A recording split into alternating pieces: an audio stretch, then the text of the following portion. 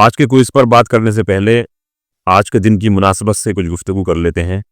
आज 26 जनवरी है और 26 जनवरी को हिंदुस्तान में रिपब्लिक डे या गणतंत्र दिवस के तौर पर मनाया जाता है। रिपब्लिक डे को उर्दू में योम जमहूरिया कहा जाता है।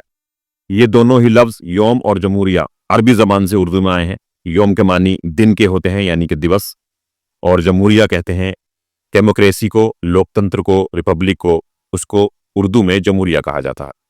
तो आप सभी को योमुल जमहूरिया की पुरखुलूस मुबारकबाद।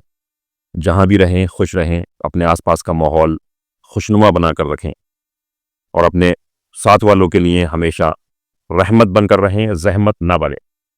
तो हाजिर है आपकी खिदमत में आज का क्विज़। इस पर जहन दौड़ाइए और इसका सही जवाब फराहम कीजिए। और जैसा कि कल का क्विज़ था, कल के क्विज़ का जैसा कि आप सभी लोगों ने सही जवाब दिया, उसका जवाब था तज़ब्ज़ुब। तज़ब्ज़ुब के मानी होते हैं तरद्दुद, असमंजस, शक व शुबा। इस तरह से कई मानों में ये इस्तेमाल होता है। तो बहरहाल आज के क्विज़ पर ज़हन दौड़ाइए और इसका सही जवाब फराहम कीजिए।